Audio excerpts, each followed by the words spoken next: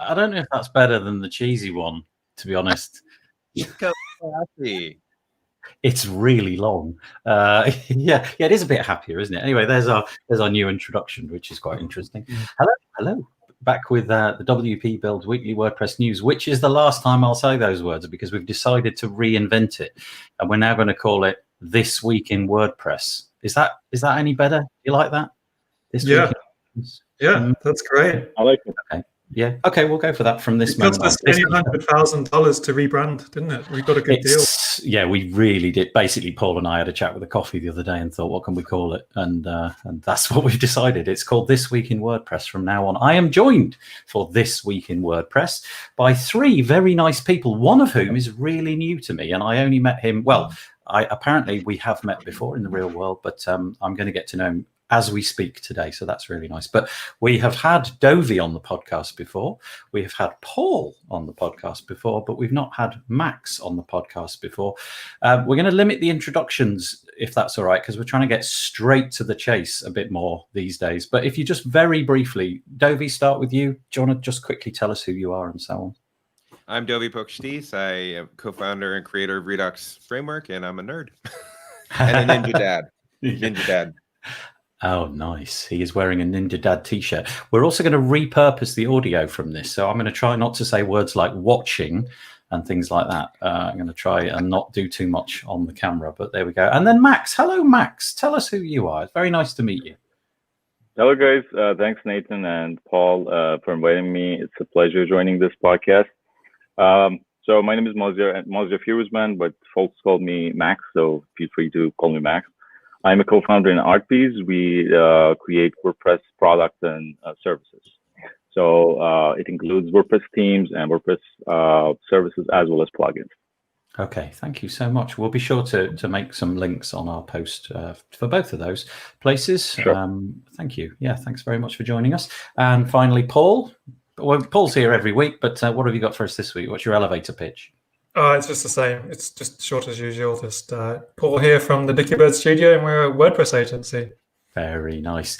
Thank you very much for joining us, Paul. Now, very often we would spend a bit of time going through the comments of people, but because we're going to repurpose the audio for this, I do apologize. We're going to try not to comment too much on the audio, on the comments that come in, because we want to just sort of get stuck straight into the meat and the potatoes.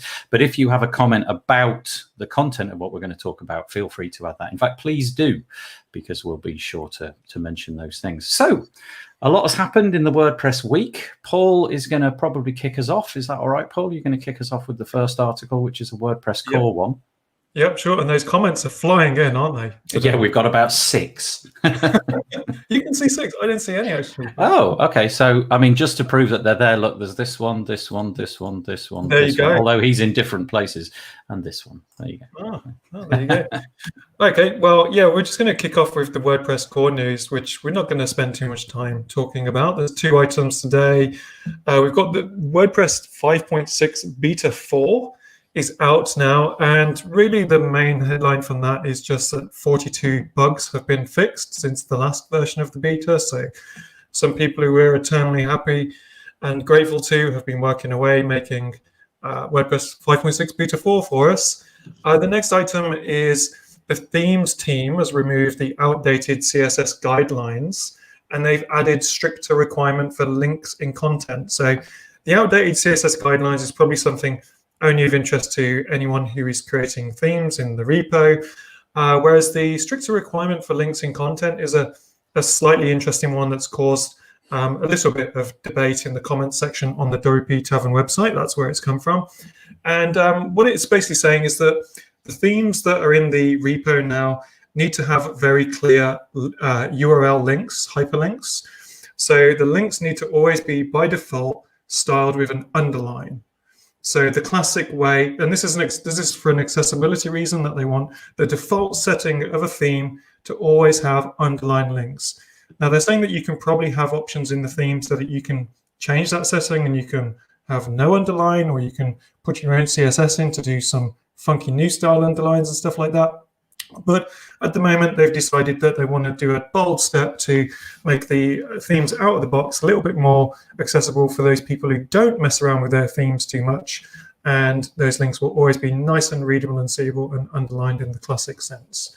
That's pretty much all we've got in the core section this week. I think that's really interesting, actually, that you would put that as a sort of requirement. I mean, I can see it. I totally get it, and it does make a great deal of sense. But the fact that it's so easy to overwrite with, well, one line of CSS kind of makes you wonder. Right. But there you go. I mean, makes sense.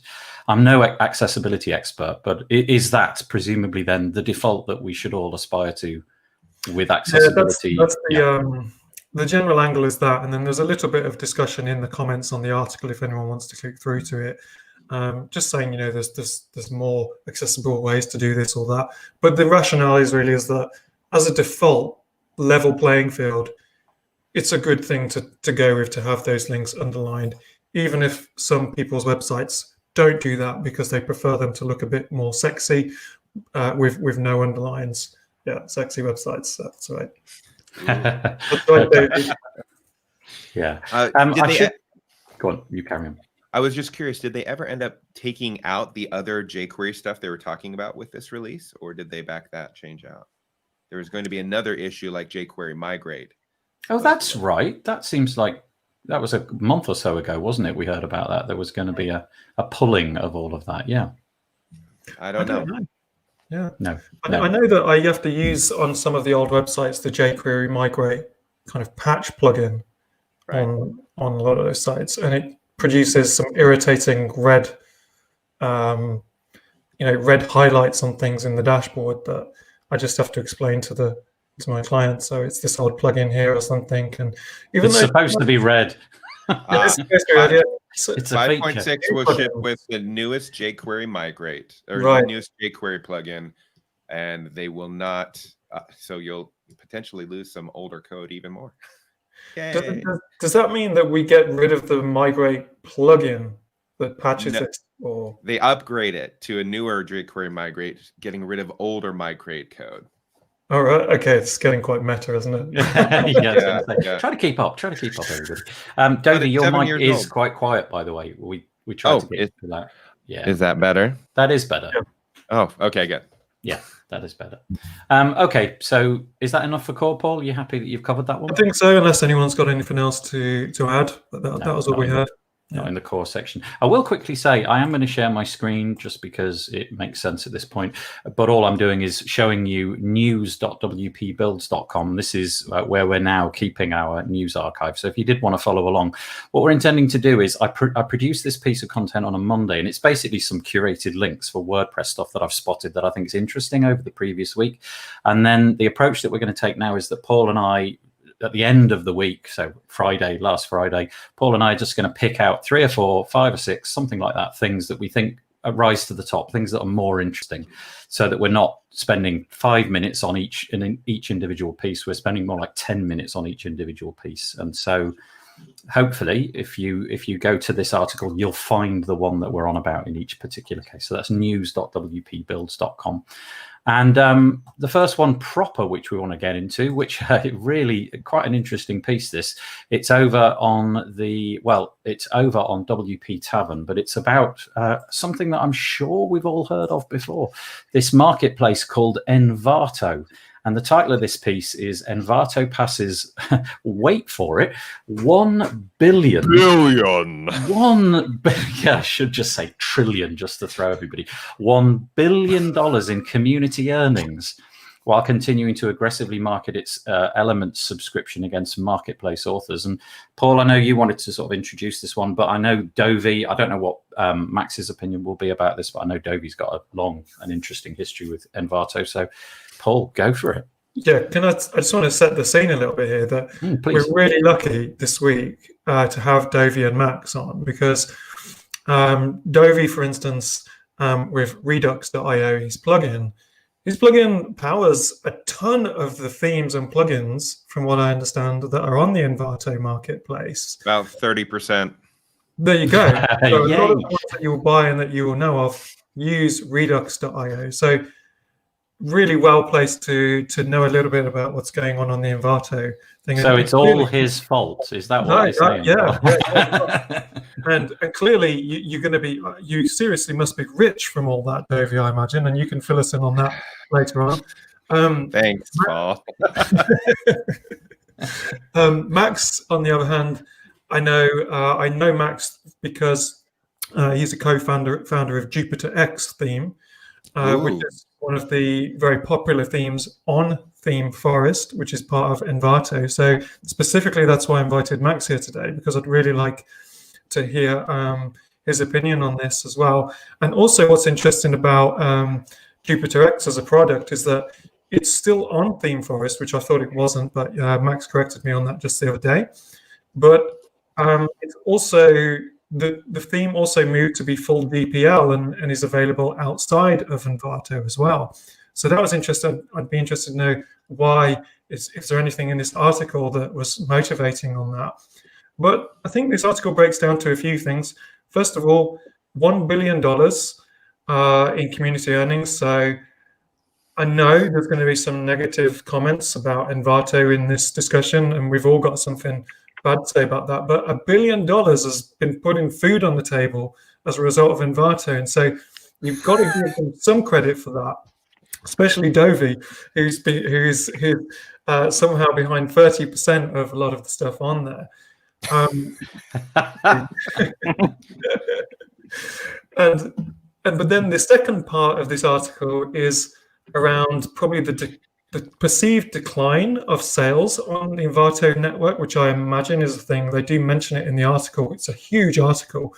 And also the controversial part, which is highlighted in this title here, is that the Envato company itself has its own new-ish product, a few years old, called Envato Elements, which is a subscription product, something like Spotify in a way, but for elements like graphics and templates and stuff like that. And the thing that people are not happy about within the marketplace that we should discuss is that the call to actions for Elements is right there on all of the product pages as well. So you've got product creators, and it says this in the article, are, for instance, doing things like Facebook remarketing and doing Google ads and stuff like that, sending traffic to their page, and then Envato is offering a very tasty upsell to distract that user away from that and purchase their product instead. And a lot of the creators are not happy about that. So that's the three different aspects to the article. And honestly, I'd probably best to sit back and listen to what Dovy and Max have got to say on this and try not to get sued at the same time. Can I just ask a quick question? Because it's been many years. I suspect if you've been in web development, WordPress, Drupal or whatever, you've probably stumbled across Envato. The Elements is a combination of all of their different products. So, you can get audio files and video files and PDFs and PSDs and themes and what have you. But it's like a la carte, all you can eat, like you said, Paul, Spotify. My question though is, does everybody on Envato, is the whole thing, everything on Envato, is it in Envato Elements? Or do you have to opt in as an author and say, yes, make me part of it?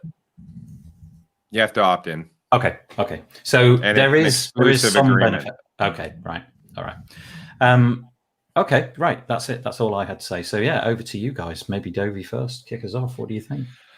So it's interesting. The marketplace has been something that has made Envato extremely successful, and specifically a few top items and products, some based on Redux, believe it or not. Which, of course, as Paul and others have alluded to, I made nothing off of because I was altruistic and believed that people would give back, and it's not always the case in open source. So come up with a pricing model, always. Anyway. With Envato, it was really interesting. In the beginning, there was one price, and that price was unlimited support forever for one price. And it took them like 8 years before they changed that to a 1-year subscription to support. And then they offered like extended licenses and such. But since Elements came out, this was even before really builders started to take off, other than WP Bakery and Visual Composer. They saw the need of moving to a different space, which is interesting because they were already making bank, right? Envato has made a lot of money, and I'm not saying it's wrong to make money, but it is an interesting move to cannibalize your own marketplace in lieu of something else. But if you think of it from a business perspective, rather than a single payout, cash out, they're getting people on subscription. And when people are on subscription, they tend to stay on subscription, especially if it's a no-brain subscription. And then if you think of it from a developer standpoint, if that developer isn't an elite author, say before, they may not get as high a payout, right? So they can kind of spread out the wealth or spread out their liability and payments. So from a business perspective, Spotify is making more money than traditional CD manufacturers because they don't have to pay so much. They pay for a song, not 15. Right. And so you've got that whole thing going on. And I think Envato's just trying to leverage that opportunity because they see a diminishing opportunity in their marketplace. The day of, I hope that this isn't controversial, but the day of monolithic themes that do everything is kind of going away. Right. We're moving more towards an element block-based design world. And I think they saw that preemptively and tried to focus on it. But I do agree with everyone here. This is a bit of a conflict of interest. You're basically cannibalizing from other people to serve your own needs. And you're doing it in a way that probably will make you more money and your users less, or your designers less. Yeah. I obviously I don't have a product. I've got no skin in the game. But I think if I was paying for Facebook ads and driving traffic, and then the cart or whatever, landing page was then showing an upsell for some other product, which and apparently it sort of hovers at the top, and it's this nice kind of vibrant color which really attracts your attention. You're going to be a little bit ticked off. What's happening here, Max? What's your opinion on this? I'm going to add some points to what Dovy said, which I also agree. So when Envato started, the concept of marketplace was there, and it was working, and it worked for Envato for a while. But it has been like 3-4 years that the subscription system has become a thing. And I'm sure with the emergence of names like Elementor, market shifted towards this trend even more. So what Envato wanted to do to keep up with this new trend was to introduce a subscription service. And that is the Envato Elements. But the thing is, since it was not founded and was not based on that concept, that business model from the beginning, there has been some conflict.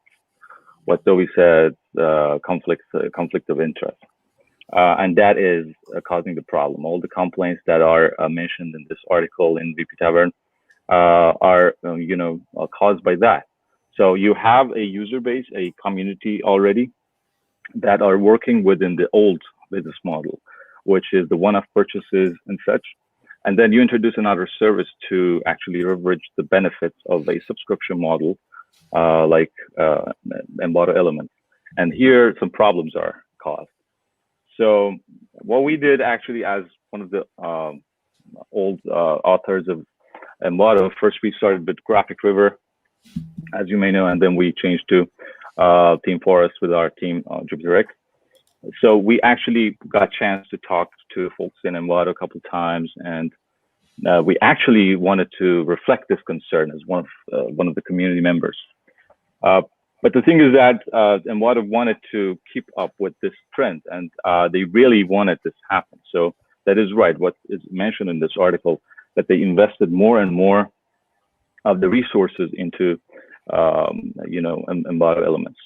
So the thing is that we were lucky. I don't know, is it fortunate or unfortunate, but these teams are not part of the Envato Elements. So it mostly has affected, other kind of creative, authors like Audio Jungle and the Graphic River and such. And I can actually empathize with the concerns that are shared in the article. If you are selling an item there and then a banner comes featuring the product of your rival or a competitor, that might be a bummer. So this is a situation. I think Envato is really having this challenge right now. And I'm sure the new CEO, after Collis, who has stepped down last month, I guess, has to deal with this challenge of what business model will you want to go at the end, because it defines, the investment that you want to do, all the strategic planning in future and such. Let's see that. Yeah. We've got Andrew Palmer in the comments. I don't know if you know Andrew Palmer. Andrew has a property called Elegant Marketplace. He also founded Page Builder Cloud, but he's obviously got a bit of skin in a similar game. He says a marketplace cannot be a developer or direct users. I'm guessing he means take away from developers. As a marketplace founder, this is in my DNA and nearly cost me my business. I would be ticked off if I saw those adverts for another company. And also, I kind of feel that from an end user point of view, like Spotify, I don't use Spotify, I use a rival, but to me, it's just the best thing in the world. From an end user's point of view, it's great. I pay a tiny amount of money and I get the entire ecosystem of music, basically since the day somebody invented a way of recording audio. But from a music, if you're a musician or in any way connected with the music industry, the exact opposite, I'm imagining, must be true. I'm guessing that your revenue stream has not disappeared, but kind of gone away to a great extent. So it's difficult. I don't know what the fair pricing model for this is, but it seems that everything is going subscription. I mean, literally everything. Well, let me round out a little bit. There are different marketplaces in Envato. Audio Jungle, Graphic River, Code Canyon. And to be honest, the only two successful I see are Audio Jungle and Theme Forest, because Code Canyon, unless you hit a certain vein, you were really good, and Graphic River, unless you had a huge following. But even Max went over to Theme Forest because there's probably more profit there, right? So I think what Envato is doing is they're focusing on what they know will bring them profit. They've seen that this is working, but it does create the very thing we're talking about. It takes more money out of the developers or the designers and spreads it across more people. So Envato themselves become more wealthy while everybody else in the marketplace becomes poorer. And what they did was they did a lot of marketing. Hey, do you want to be the first one in this program? Developers and designers, come on in. And then they got a partnership with Envato or Elementor, right? Or did they? They were talking to in the day they were talking to Elementor, but I think Elementor went their own way. But either way, the whole Elementor, they tried their own program. You're right. There was some talking in it first, but it didn't happen. Yeah, exactly. So sorry, memories. But it's going to be interesting because I just wonder if it's going to be sustainable. It's not going to be sustainable for individual developers. It will be sustainable for Envato because once they do a payout, that's it. Even if somebody downloads one video, they get a penny versus $15, right? It takes, you would have to have so much. So if you're the highest quality caliber person on there, great. And that encourages better improvements and better products. But at the same time, it removes your opportunity of success because people are no longer looking at you as a brand. They're looking at, oh, this element is awesome. Okay, I can look at other elements and like them, or I can find anybody else and like them. It's better for the marketplace. It's not better for the user, the developers. We seem to, like I said, we seem to be going subscription everywhere, literally everything. And I just wonder how long this can go on because, well, take the example of music. There's only a certain amount of time before there's too many impoverished musicians to be churning out like a breadth and depth of music that caters for everybody. In the end, you'll probably just get a real mass of really, what's the word, stuff that sells, basically. The things on the extremities are going to be pushed away because nobody wants to kind of have them. And I just wonder, I mean, I've got this app called ridiculously to keep track of my apps to keep track. It's called Track My Subs, and it keeps track of my subscriptions each month. And man alive, the amount of money I spend on subscriptions versus the amount of use I get out of them is ridiculous. You know, there are some things that I subscribe to, and I have been for years, and I look back and I think, man, if I'd have just never paid that subscription, I would have been totally fine. But I don't know. I just do. But if I had just put a $1 subscription for every developer, I'd be just fine. Yeah. For Redux, like it goes both ways. Subscriptions are the way of the future. But my question, and something I want everyone on ThemeForest, and not trying to be rude or to minimize Envato, but nowadays it doesn't matter so much going through a marketplace. Like there are grassroots opportunities. You can have 1,000 users on a free plugin and be making $10,000 a month. I've seen it numerous times. Whereas before, the audience was Envato, the audience was ThemeForest, the audience was Code Canyon. So I'm not sure if it's as necessary today for people to give away everything into a marketplace. Now, I still think it's great, this idea of a marketplace. I just hope that there will be enough transparency and fairness, because there's no way to govern or track anything beyond what you're told. And there's no way to self-promote a particular thing behind a paywall that no one can go to and see. Like there's a lot of dev that will have to happen. And unfortunately, I think they're just going to forget more and more about the traditional marketplace, because I mean, that subscriber money is very nice. Yeah. Okay. I wish I had thought about it. Yeah, precisely. $1. It was all it took. If you'd just written that little field. Okay, let's move on. Let's talk about something else. Paul, do you mind taking the next one as well? This is the WooCommerce one. I'm just going to add something to the one. Oh, please do. Yeah. Just to say, as a user, because I represent here the end user. So I just logged into my Envato account and it popped up that apparently I've been a member for 10 years. Some kind of deal popped up, but then I closed it. I can't get it back now.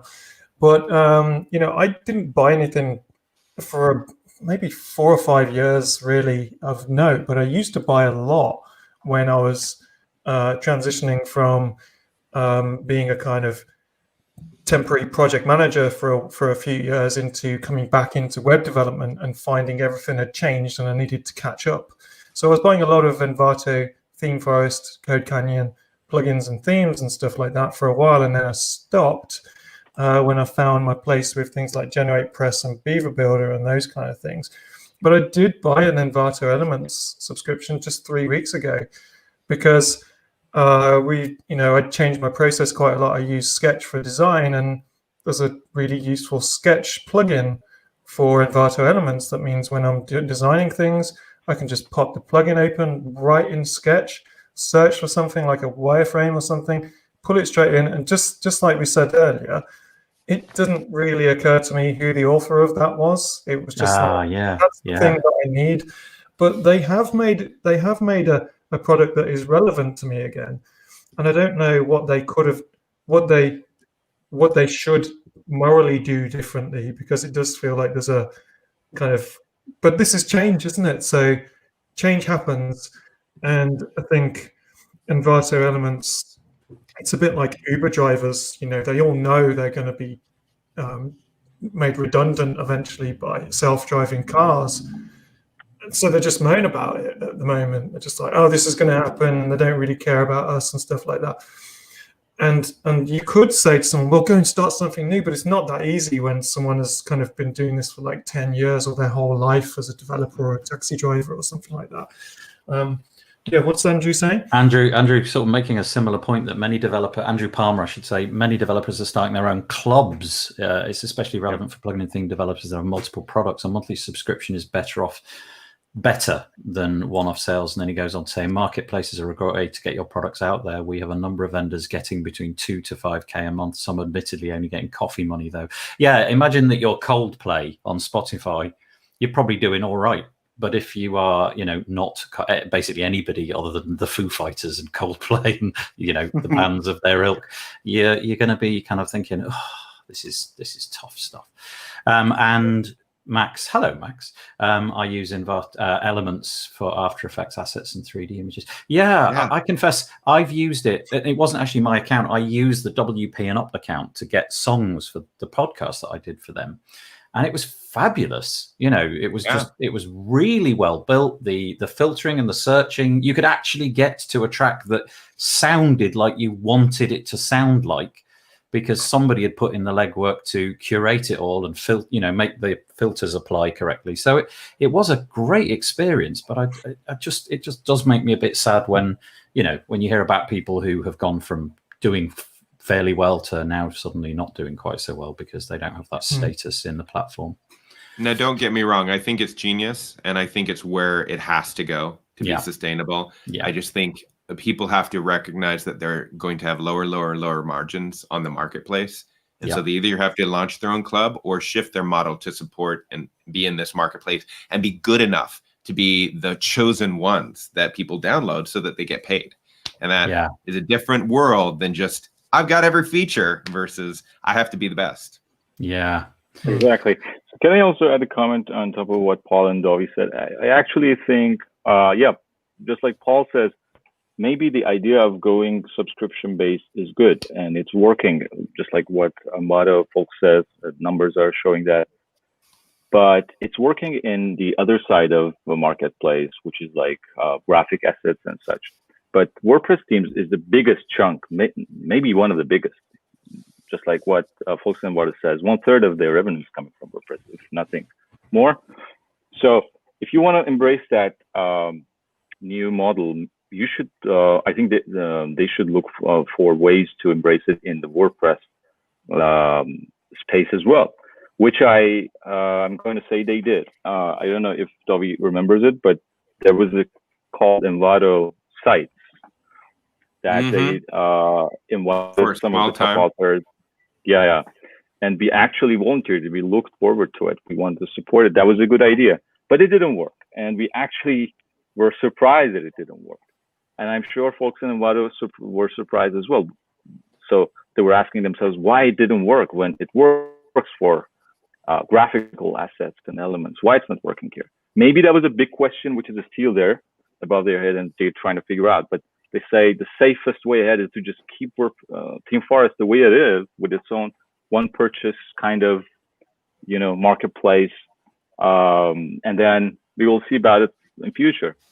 Right now, it's like in Envato, those who are looking for a chance to enter WordPress competition, it's like 0 to none. If they are not in the club, just like Andrew Palmer said, if you're not a Coldplay, it's and you are, I don't know, some unknown band, you have the least chance. It's very competitive, and it's like there was this rock band in the US that they got him famous for their. I actually like their song, but I forgot the name. I think the Spider-Man, the soundtrack. Oh. Yeah. Insert whale sound. Yes, most probably. So yeah, they didn't finish, but actually they like. I like their songs, and there are many authors in Team Forest right now who are doing amazing job. But these guys are. Sorry, they don't get any exposure because people just come to the top sellers chart. This is maybe by intention or not by intention in Team Forest by Envato guys. So they have a very, very low exposure possibility. So if you're looking for your own branding, maybe you should consider Team Forest, but you have a very high competition waiting there for you. However, I know Team Forest Envato tried to fix it by better search results and refined search results, and they have changed the top sellers chart. You don't see much of the monthly sellers there. You see more of the new sellers, new grossing items in the lower half of the page. These things are good, but at the same time, you have a very, very high competition waiting for you there. You have Vada. Okay, so thing is that the other hand, in Envato Elements, there is nothing like branding. I think Dovy or Andrew Palmer mentioned it. It's like you have talent to make good things. Maybe you can go and try your chance in Envato Elements, and there's not much about your branding. Just like you guys said, You are a item producer who produces quality items, and people are paying for it, and they don't care who build it, because they just, for them, you are just keywords and some element specifications. So they pay for it and use it, and that's it. So there's not much of you and your brand and who you are and whatever your story is. So it's like different people in different business models are making use of Envato right now. And everyone who wants to join this community as an author should first deal with this selection, which way you want to go in future. There's a lot of people who are launching their own products very successfully by themselves. I mean, like Paul said, people like Tom Osborne from Generate Press, and we've got our friend David from the Page Builder Framework. It's kind of like a one-man operation to begin with, and then it kind of snowballed. So there's paths, isn't there? There's different paths, but just the idea of hopping into a marketplace where there's incumbents who are just leviathans would be a bit scary for me. The real value, says Max, of the managed to get the word Leviathan into the podcast, which is basically game over. That's it. I'm happy now.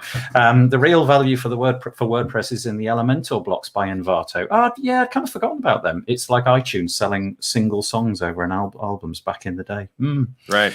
Okay, let's move on. Do you mind if we go on? Sorry, one more question. Sorry, Max. I wanted to know, because did the introduction of Envato Elements have any kind of influence on Jupiter X decision with you and your co-founders to go full GPL and launch the theme into the theme repo as well, or is it just a completely separate thing? It felt to me when I've seen you and your colleagues speaking at WordCamps, is that you saw change coming and you needed to do something. And I wonder if Envato Elements has some influence on that.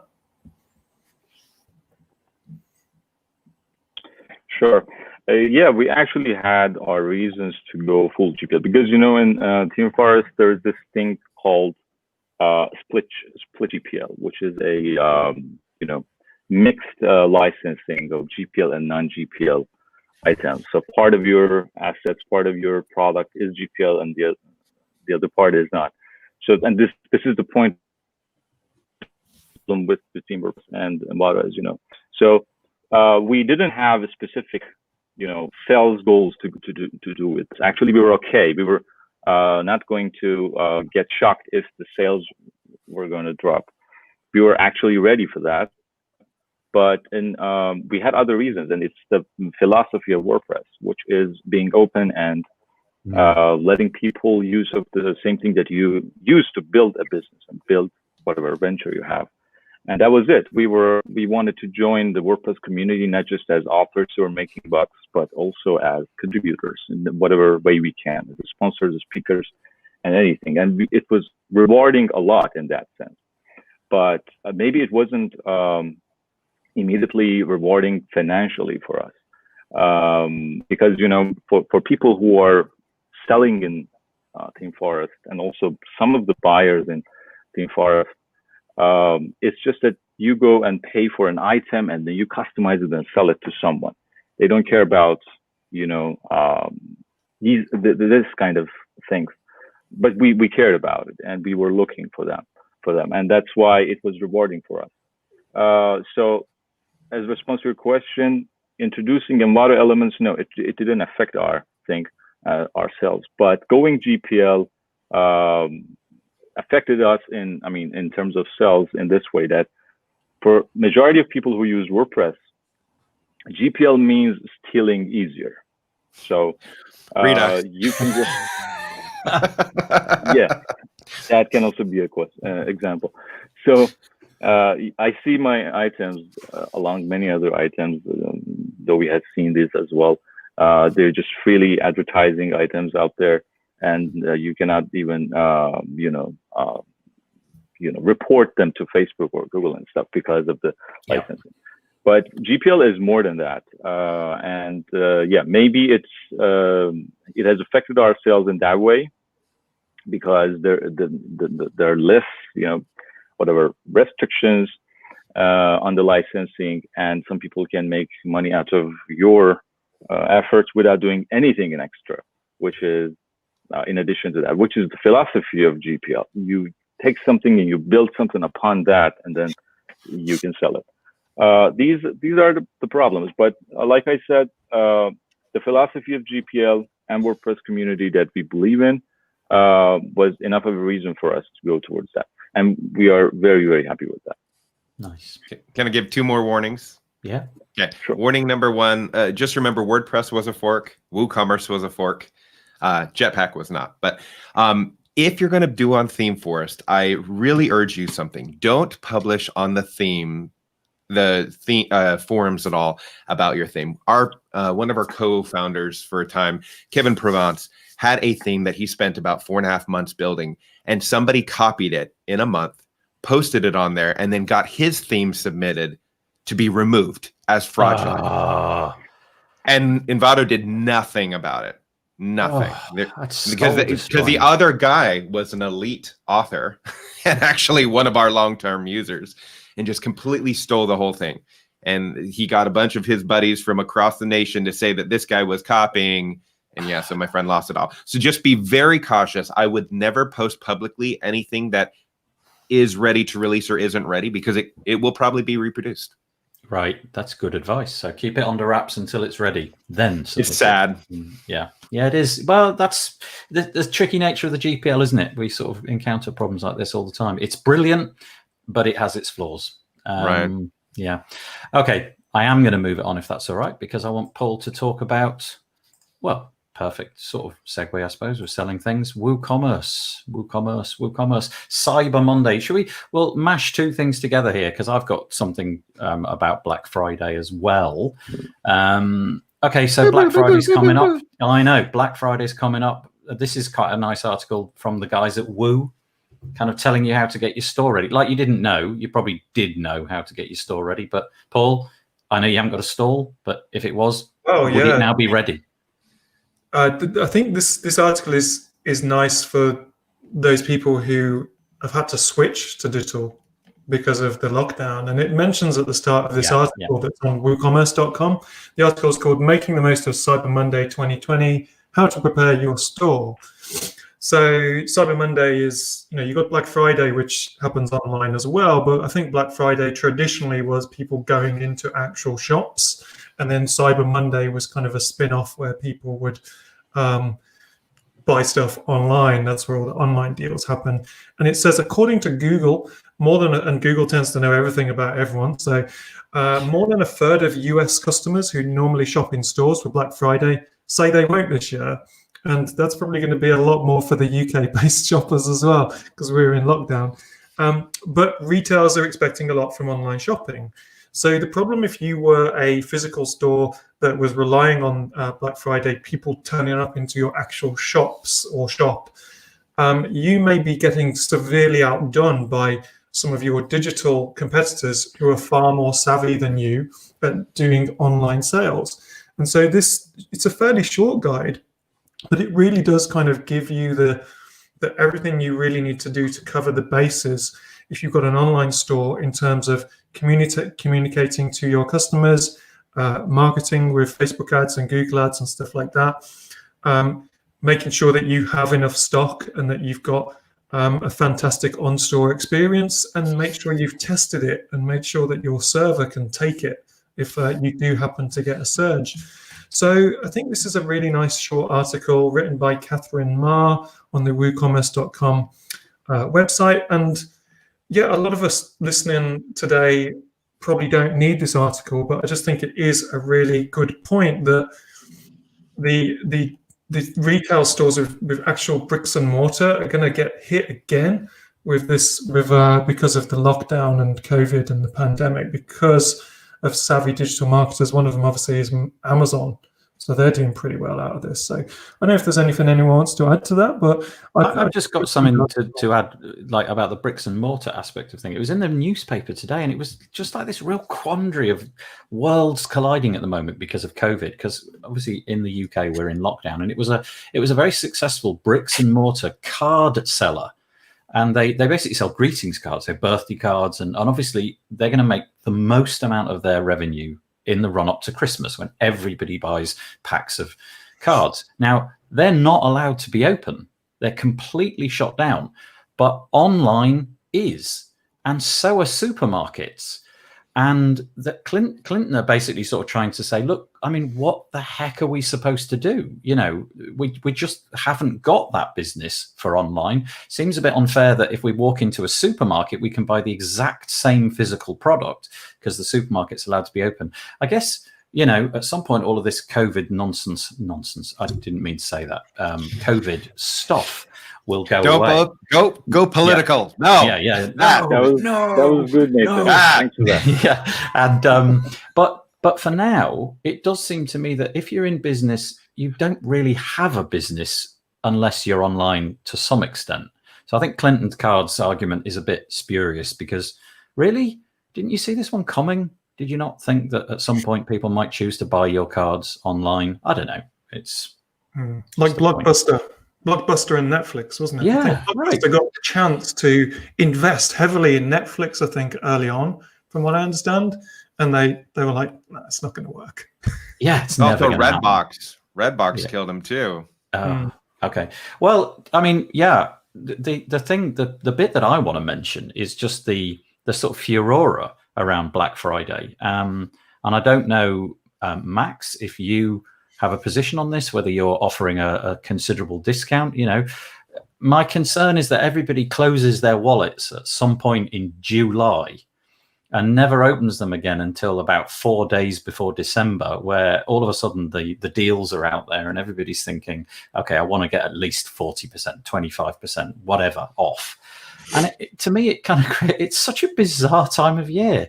We have a Black Friday deals page to sort of like, to make this whole thing even more crazy, because I know that everybody wants to have access to all these kind of links. It is such a bizarre. I don't even know why it exists. Why do we even have Black Friday? Which devil came up with it? Yeah, but who? Amazon. Was it? Was it Amazon? I'm kidding. They came up with Cyber Monday. That was them. Okay. Yeah. Anyway. What I think, Nathan, is that there is this cognitive bias behind these kind of seasons, this discount seasons, and this kind of occasions, Black Friday, Cyber Monday. And this is the best opportunity for businesses to leverage those cognitive biases, which one of the most important of which is the fear of missing out, right? So FOMO. FOMO. So it applies both for buyers and sellers, right? You are a buyer and you see some people are giving discount to their product and you say, hey, everyone is using that discount. Why not? I'm going to use it. And then as a seller, you're the same. You resist the urge to sell your product for lowered price, and then you are afraid of missing out the chance of selling more because your competitor is. So it's a strategy that is intensely effective for both buyer and seller. And that is why you see this rush, which is also annoying to me sometimes as well before the end of the year. By the way, I'm Iranian. We have different calendar, and that's why it doesn't apply to me much. But in terms of business, it applies because I'm selling internationally. So if you do not do this, if you do not run this kind of campaigns, it's not gonna. It may be damaging your business because everyone else is doing, and especially when you're selling in marketplace, you are being compared to items before and after you, and say, hey, these are selling in like 50% lower price. And for sure, I'm not going to choose this item, and I'm going to choose the other one next or before the item in the chart. So that is kind of irresistible. Chris Hughes in the comments, as always, cuts through the noise and gives us why. Apparently, it's because of this Black Friday is regarded as the start of the Christmas shopping season in the US. The first shopping day after Thanksgiving, of course. I never quite understood what Thanksgiving was for. I'm going to start a new one. It's going to be called Red Tuesday Afternoon, and it's going to be on every Tuesday afternoon every day of the week. Let's go for that. Yeah. Amazon did that. They said Cyber Monday, then they said Cyber Week, then they said Cyber 2 weeks. Now it's going to be Cyber Year. Well, it really is Cyber's year, isn't it? Everybody's buying everything from the online at the moment. Goodness knows what Amazon's stock's doing. Like Halloween, Black Friday isn't even a thing in Germany until some years ago. Yeah, I kind of feel that's the same, Max, for us. I kind of feel it happened about 8 years ago or something. It began to happen, and now it's totally entrenched, to the point where the children, like, this is a thing. If you're like under the age of 15 or something, you grew up in an era where you can buy things cheaper for Christmas, which is kind of how I use it. I buy actual real things to put in stockings before Christmas. So there we go. So I would really love for true vendors, people who have been on both ends, to sit down and do an analysis and see over the course of a year if it really did impact sales. Right. Like if they took their normal growth, averaged that normal growth, separated that, and took a year with it and without. Because I honestly don't know if it truly benefits people. If you want cash fast and your company's failing, then of course a Black Friday deal is something you must do. But the question is, does it create an unrealistic expectation in the minds of everybody that we can't buy something if it's not on sale? And I think it kind of does. And I wonder how much that hits into your yearly profit, because people are like, oh, it's September, I'll wait till Black Friday. Doesn't it also kind of put your business, basically a lot of your business, around this 2 week period in the year? In other words, if let's say, I don't know, 15, 20, 30% of the people who've bought your subscription, your license, an annual license, have bought it just before Black Friday, you've got that exact same anxiety almost exactly 12 months later. Will they renew? Will they renew? Will they renew? And if not, the bottom's going to drop out of our business because everybody else is doing the Black Friday deals, and it all sort of coalesces in this 2 week frenzy. Oh. I know. I have an insider tip about what you said, Nathan.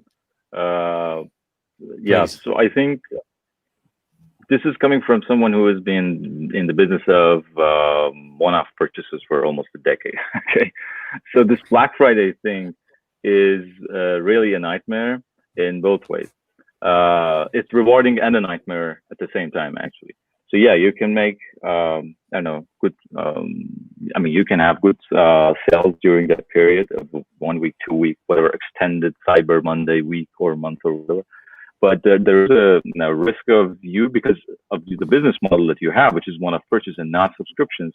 People may just buy your product in bulk and then go for another year because they stock up for the entire 12 months ahead by just estimating the number of licenses they need based on the experience, and then buy them all in the discounted price, and then the chance of them coming back in the following months is very much dropped because they have already stocked up. Yep. There's also a problem for those who are selling in marketplaces like Team Forest and the one of sales kind of businesses. Just I want to share. This is a nice idea. Chris Hughes again.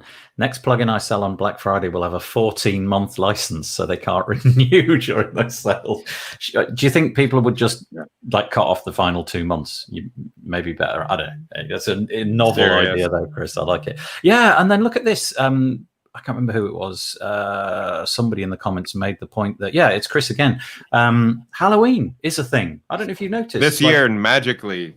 Yeah, really, like plugins being sold under the auspices of Halloween. Basically, you could more or less guarantee that if you went to 50% of WordPress plugin sites and use the offer code SPOOKY, you will get a discount, because that's just what everybody. Chumpy. Spooky 2020, and see what happens. Yeah, it's fascinating. I don't know. I'm looking forward to seeing if we get a animated Yoast banner in our dashboards that we can talk about next week, perhaps, just because we haven't spoken about an animated Yoast banner in the Dovy admin dashboard for a while. Yeah, we haven't, have we? I think it's about time they put one in, really, just to give us something to talk about. I think that's ingenious, though. Seo Press. It feels like, I could be wrong, but something Max was saying earlier actually made me think about this, that sometimes with the FOMO of the actual vendor, the creator of the product, some of these products that do big Black Friday deals, they kind of are able to come out of nowhere and get a big name. And that was huge for them, wasn't it? I feel like SEO Press turned up with an amazing deal for people at a time when people were quite frustrated with Yoast, and they turned up, offered an amazing deal, and so now they are always going to be spoken about. So which SEO plugin? Is it Yoast or Rank Math, or is it SEO Press, or all-in-one? And they kind of launch themselves into that conversation in all the communities. They may never offer a deal again, but it's interesting that, how do some of these products get launched into the conversations? I mean, we had that article last week from Pixelgrade, and it was called on the pixelgrade.com, I discount, you discount, we both lose. And they've got a very strict feeling about this, that they just can see it's not a sustainable way to do business. And they've decided to just flat out refuse to get involved in this kind of malarkey. And they're right, they're absolutely right. But I think market forces do dictate things, and market forces can dictate that they create an unsustainable model for businesses to try and catch up with. And it's difficult what to know to do about that. But that's something that I picked up from what Max was saying about the FOMO of the vendor themselves rather than just the buyer.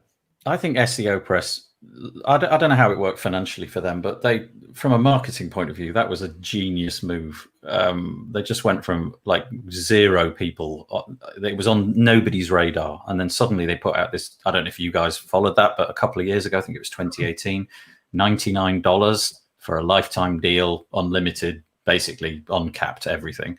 And I'm pretty sure that 1 million licenses got sold in that 2-week period at $99. No, I don't mean 1 million licenses. I mean $1 million. I think was probably, I would imagine that's probably quite conservative. But now I noticed 2 years down the road, just before Black Friday, I got an email from them the other day with an upsell.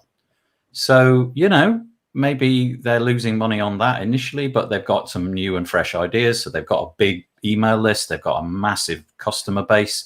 And, now they can start to shift some more stuff. And look, Bernard's saying the next one is Rank Math.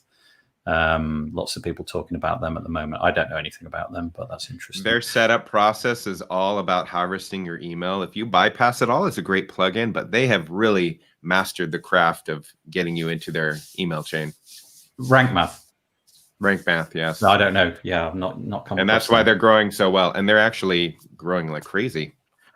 So Max says SEO Press just launched another server. That was it. Insights. Yeah, thank you, Max. Yeah, comments are so helpful today. Thank you. $99 a year per site and $20. So there you go. So they put out a product. They're maintaining it. Actually, I bought it. I'm not going to be shy about that. I've deployed it on a few sites. I'm pretty happy with it. Seems to do what it said it would do. Okay, right. Enough of the Black Friday. Let's go to this one. Can I take the lead on the next one? This is Oxygen. I like Oxygen. Breathe. They've got a nice new release, version 3.6. This is a plugin.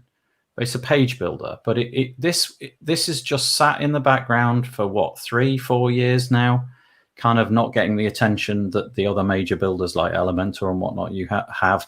But I don't know if any of you noticed, but I know Paul did. But I did a summit about, I don't know, 2 months ago now. Oh, look, there's the hoodie. The Page Builder Summit, and there was a lot of talk about this. There was a lot of people who were deeply interested, showed up, really making lots of comments around Oxygen. It was run initially by Louis, I'm not sure how you say it, and he's quite a character.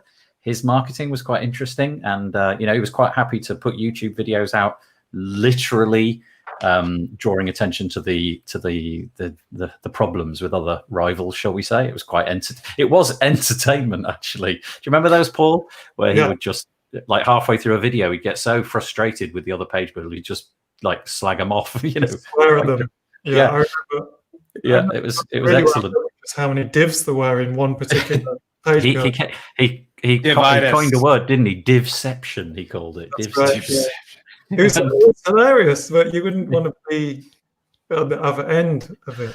Yeah, well, they've got a new guy who seems to have taken the helm in that. I haven't really heard of Louis much at all recently. He's called Elijah, and I love his style. I love his videos amazing. that he makes. Do you know him? I do. He did the Redux videos. He's fantastic. Oh, isn't he? I mean, he just so good. When he talks, he doesn't make a mistake, does he? He just talks, and every word is on message. Anyway, so here he is talking about the latest stuff in 3.6. This video, I watched it earlier. It's about 10 minutes long. It's really good. It explains everything that's going on, but essentially it boils down to you need a license for some of these features.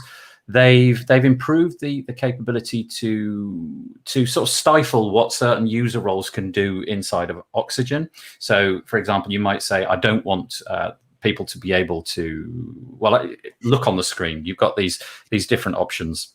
So if you've got a client who tends to break things, you can just go in and on a per user level or a per role level, you can switch things on and off. So that's really nice. I like that. And then they've also added in REM for font sizes, but they've also added in custom. You can put your own custom units in, so you can use CSS functions and clamp and things like that, which is quite nice. And that's basically it. But what this product really is getting my interest. I haven't used it in anger. I've played with it, but I just seem to like the direction that it's going. And with Elijah at the helm, I'm more confident than I've ever been about it. Discuss. I love Elijah, and I love what they're doing. It's interesting because they're a completely different model. They said premium only. They have never offered a free version of any kind, which is genius. They're going the WP Rocket route. Right. And WP Rocket, we remember how much that grew, and it doesn't have a free version either. People who use Oxygen absolutely love it, from what I hear. Constantly, anyone who's an avid Oxygen user, they're like, Oxygen. And you're right. Elijah is taking a really solid approach, and the documentation in his video tutorials are phenomenal. I mean, I don't know anybody who does a better WordPress style video that doesn't look like crap. Yeah. It's like perfection. So I think they could do a lot with it. I think it's good that he's getting more PR because they really need it. They've done a good product. I would say that in the Page Builder Summit, he was getting a lot of interest. There were tons of people. We did a poll at the beginning saying, what is it that you're most looking forward to in the summit? And they were right near the top. I can't remember what topped out the poll, but it was certainly an Oxygen. It was definitely of interest to people. I really want to know who this person is who's put this Facebook comment in. We're going to go back just for a moment to the pricing. That's genius. Elijah. Is it? Yes, yep. Yes. Hey, Elijah, you're awesome. You're a stud muffin. Oh, God, now I feel like I'm sucking up. Oh, dear. Thank you, Elijah. Look at this. We never ran discounts last year. We ran a 25% increase promo code. That's genius. And still saw sales increase. Use this code and pay 25% more. Isn't that great? I love it. That's so good. Okay. All right. There's Oxygen for you. Well done, Elijah. I'm so pleased that you're on the call. That's lovely. Okay. You ever done this thing? We don't usually talk about the podcast episodes that I did, but this came up and I thought this was of interest. Flipping stuff. So there's this service called Flipper.com, and it's a bit like a real estate agent, but for online properties. So here's a sort of list in bullet points there. So essentially, they will allow you to flog websites, e-commerce shops, blogs, domains, SaaS businesses, affiliate site apps. If you can sell it online, Flipper will help you sell it. And so the founder of Flipper comes on and he talks to us about it. And it's a really interesting process because I've never done it. I just assumed that it would be dead straightforward. But Blake Hutchison came on and kind of schooled me in what is needed to do this kind of stuff. And just little things that never occurred to me, like, imagine that you're buying a domain. Just let's keep it simple. You're buying a domain and it's got like a gazillion hits every year. How do you actually kind of like make sure that both of you fulfill your obligations when you're selling it? When is the moment where you take custody of it and they relinquish it? And so that's what Flipper does. It enables you to sort of like put a ton of criteria down, get the lawyers involved if you need to, get the international jurisdictions going on. They'll hold the money in escrow until the moment where both sides of the bargain say, yep, happy. And then it all flips. It flips over. And it's just a fascinating subject. I know that this is kind of like a murky side of the internet in that there's probably a lot of people domain squatting. I don't know if any of you guys have got any domains sitting around that you're not using, but The biggest price they got for a domain on Flipper. Go on. It was $1.2 million. Pancakes.com. Pancake.com. Hmm. Yeah, I guess. Think about it. There's a joke in there, a very bad dad joke. Oh no, really? It's so bad I can't even. Oh God, that's awful. No, I've just got it. That's so bad. Oh, what did you do with pancakes? What did you do? Yeah, exactly. I get it. I know. Is it true, or have you just made that up? I've got the dad shirt, and you are the one. Anyway, just a fascinating subject. Never done it, probably never will, but quite interesting. So anyway, go to flipper.com if you fancy buying stuff online. Okay, there you go. Anybody want to take that one on, or should we just move on to our last one? I think I've killed that one. Fair enough. Right, we'll do the last one. This pains me to put on the screen because I don't want to hate Google. I want to like Google. I really want to like Google. But they took the "Be Not Evil" out of their motto. Come on. I know. Yeah. Did they replace it with anything? Did they replace it with anything? We are evil. Exactly. They just took the "not" out. Be evil. Google Photos users, up until now, if you're an Android user, and I guess it's the same on iOS, I don't know. You take photos and you can back them up at a reduced quality. Like I think they call it high quality or something like standard quality. It's good enough. Google will back up your entire photo library for free. Something about this, even now, I'm thinking that was too good to be true. But I've been using it so much. I'm so in love with Google Photos. I've got absolutely everything on there. And then I found out this week that as of the 21st of June, 2021, I'm going to have to start paying for it. And I'm going to have to get a mortgage, frankly, because I take about 50 photos a day because of Google Photos. I was really constrained with my photo use because I was thinking, where am I going to put all these things? Then Google Photos comes along. There's where I'm going to put them all. And now they're taking it away. And what's that? It's okay because all you need to do is just choose a slightly different phone. Let's just check which phones you can choose, and then you get it free, don't you? Let's just check. Google Pixel phone. So if you buy a Google phone, you'll get the same entitlement. You don't have to pay. You know what though? I used to use Google Reader. That went away. I am starting to really Google Wave. I am, Google Plus. The thing about Google Wave is nobody used it anyway, so that was fine. They could get. I built a product on it. Yes, I was using it. Okay, we were one of the preferred customers, and then they're like, bye bye. Oh no. Well, I'm just starting to distrust them. I really am starting to distrust them, not because they do things like this, although to be fair to them, June 2021 is a fair warning. But right. I'm starting to, I watched the what was it called, Paul? Social Dilemma. I watched the Social Dilemma and it kind of turned my head a little bit. I don't know what the truth is in that, but I did begin to think much more carefully about me being the product. And I'm sad. I want Google to be great. I really do. But I'm Nathan, were you thinking that they are giving the free space to everyone? Say again. And not just you were thinking that they're going to give the free Google storage to everyone and not just whatever Google phone users? It's been free forever. Yeah, it has. Up until now, it's totally free for everybody on Earth. But the numbers are amazing. 28 billion photos a week. 28 billion photos. They're holding 2 trillion data points apparently in Google Photos. I upload my phone. If I shoot a video of about a minute, it's about 3/4 of a gig. And you can imagine where I can't. They're going to need a new planet soon to put this data on. Anyway, those numbers mean something to us, but to a company like Google, it's just absolutely meaningless. Yeah. Well, okay, let's go from a business standpoint. So I'm in big data, right? And so if you're trying to train an engine to recognize text, you launch Google Books.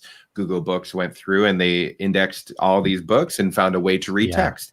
And then if you wanted to do facial recognition, free photos. Everybody can have photos. Right. And so all you've been doing is providing Google endless opportunity to train their algorithms and their data networks on you or anybody else. ReCAPTCHA. I mean, that's how they indexed addresses. You know, Google Maps addressing. Yeah. They took little addresses, and suddenly the globe was offering free recognition of what the address is, and then they used it for Google Books. So all of it ties together into one thing. And Google, I think what they're saying is our training is good enough.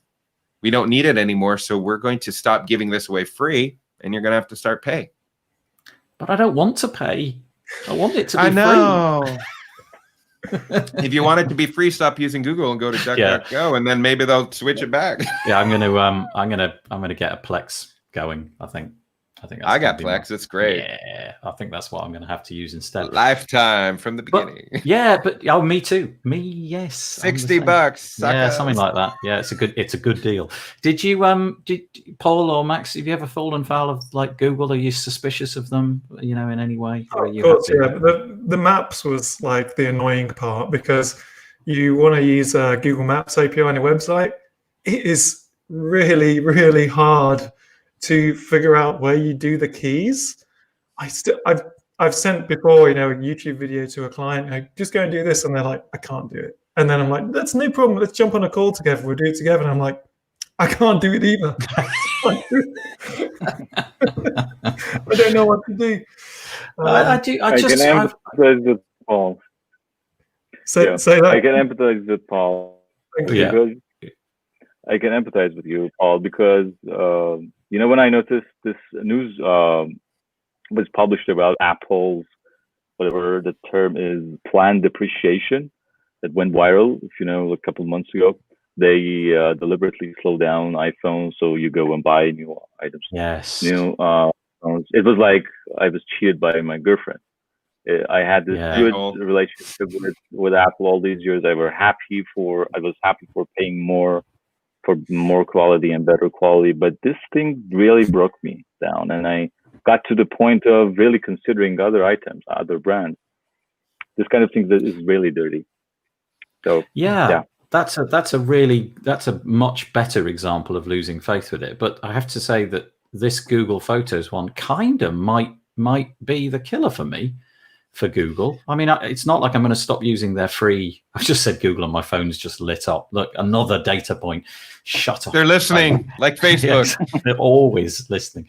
And but it's another little brick in the wall that's been knocked out for Google. And increasingly at the minute, there's less and less bricks. I'm a heavy user of Google Docs. I really, really like it. But there will come a point where my trust has been eroded so much that that I will just stop using them. And always in the past, I've read articles where people have complained about Google products that have gone away, and I've thought, oh, get over it. It's fine. They do loads of stuff for free. But I'm now getting it. I'm starting to understand. From not to be political, I'm going to leave it to not be political, so don't go political on this. But there is proof that Google is democratic primarily, which is fine. I have no problem with that. But they have started altering searches based on what region, based on the leanings of what you're searching for. So if they saw you're in a locality, they will change the search results to match the desire of that locality, as opposed to just providing results. And in that way, they kind of keep people in a bubble. So from my standpoint, if I'm ever trying to look up something controversial, I will always go to DuckDuckGo to make sure I actually can find it, because I'm not guaranteed that Google won't alter the results to suppress or modify. I think Google are our new robot overlords. We're in trouble. Max has the solution. Nextcloud. All right. I'm going to go and explore what that is when we ended the call. Yeah. Nextcloud. Go and Google it, everybody. Go and Google it. Oh, dear. Just makes it Well, you can always trust Amazon, right? Because they're offering free uploads of videos or pictures too. Yeah, that's safe. Do you use DuckDuckGo? I've used it a few times in the past, and I found it to be nowhere near as intuitive for me. I only use it to get controversial stuff that I know Google might suppress. Oh, okay. So it's like the search engine when nothing else will work. Okay. Viva resistance, right? Yeah, okay, great. I feel that after an hour and 20 minutes, we've probably done our time here. Unless anybody's got anything that they want to throw in, some curveball at the end, feel free to say it now. Yeah, so this past weekend, before the governor orders here in Virginia, we held our annual Pie Palooza, and my wife made 52 pies from scratch. And we had tons of people come in. We had drive-through, we had outdoor social distancing, or people who want to go in could come in. And we checked everyone's thermometer. I saw you put a photo of a kitchen, like a long kitchen table, just infinitely regressing in pies all the way down. Yeah, that's great. It's kind of fun, but because of that, I just thought we need to remember that we need to see people. Even if there is a lockdown, without human connection, it's really hard. And the number of people who said, thank you, this is exactly what we needed. We needed to see people, even if it was in a safe way. Don't cut yourself off. I think that adds to depression and it causes real isolation. And we are people who need to associate. Mm-hmm. So happy holidays, everyone. Good advice. Thank you so much. Yeah. Okay. Paul, Max, anything, or shall we knock it on the head? That was a great 1 hour of discussing WordPress and everything. Thank you for the opportunity, guys. And you're welcome. I'm sure that we'll have you back if you're willing. That would be lovely. But thank you for the comments. There was lots of really nice comments today. I really appreciate it. I'm going to make this into an audio episode, and I'll try to get it out by tomorrow. But for now, stay safe. Take it easy. Bye-bye. Bye. Nanu.